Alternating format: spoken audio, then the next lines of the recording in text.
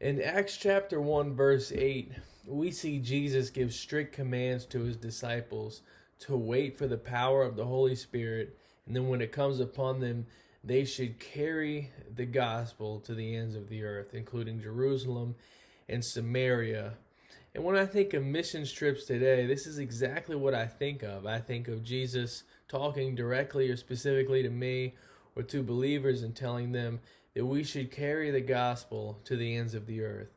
Now, whether that means carry them downtown to your local, homeless community, or carry it all the way to a different country where people may have never heard the gospel before.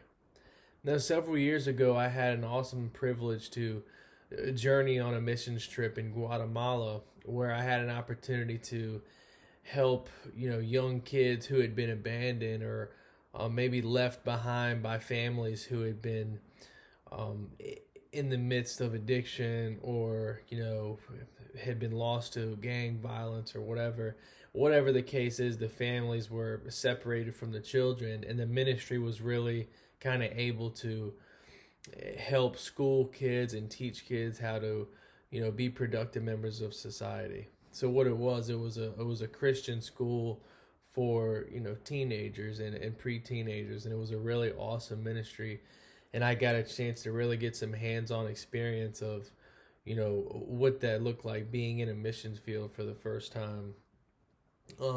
After being there, this was just one of the souvenirs that the ministry got us. I mean, it's backwards in the camera, but what it said is Ministerio La Última Llamada, which stands for Last Call Ministries. Now, two things that I want to talk about. There's some very important dynamics of mission trip that make mission trip different from one another. And the first one I want to talk about is a mission trip that really has a spiritual emphasis to it. And that would be more so the first mission trip that I experienced in Guatemala. It was very much a spiritually driven mission trip. There was a lot of prayer. There was a lot of worship.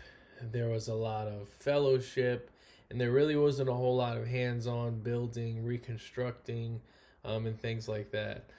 So the first part that I really which made it a really spiritual experience is that we would go out into the streets with a translator, and if you didn't need one, and we would go to homes, broken down homes, or places that were you know poverty stricken places, and we would just simply pray, or we would see people wanting to join us for a service. And I remember one night specifically, we were out on the streets, and there was a young man who I encountered, who I felt in my spirit that something was weighing on this person very heavily. And so I walked up, and my translator told me that maybe let's back off of this person, because we don't know what he's capable of. He may be under the influence, he may try to rob you or something like that. But I felt heavily in my spirit that this is something that I need to confront and address. So, regardless of what he advised me to do, I decided to approach the man and say, "Listen, I feel like God has led me to you, and I feel like there's a burden weighing on you, and maybe there's something you want to share with me, but I want to share with you that there's hope, and there's hope in Jesus Christ, and if you'd like, you can come to our service later." And lo and behold, this man, he had a small liquor bottle in his pocket. He had been battling with alcoholism for the past 3 months, and he had told us that he was going to come to our service later for for encouragement and for some hope. So that's just one dynamic of a spiritual missions trip that's very rewarding. Now, the second part of a missions trip would be a more physically demanding missions trip. Now, I attended a mission trip. It was in Guatemala, but this was it was backed away from the spiritual aspect. It was spiritually driven, and it was Holy Spirit driven, but it was more focused on building and reconstructing, remodeling, making homes for families and whatnot. There was a local school in a town in Guatemala up in the mountains, and there was also local convenience stores.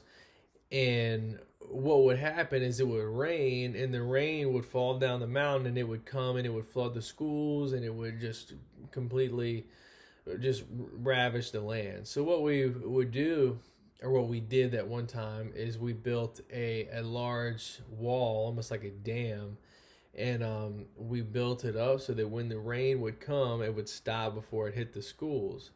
And that's just another dynamic of mission trip. Like I said, very physically demanding. There is no machines to mix the mortar. You have to do it with your bare hands with shovels, and that's about it. So it does weigh heavy on you physically, but again, it is just as rewarding as the mission trip that I talked about earlier. Now, all of this being said, one thing that I can encourage you to do is to go on a mission trip of your own.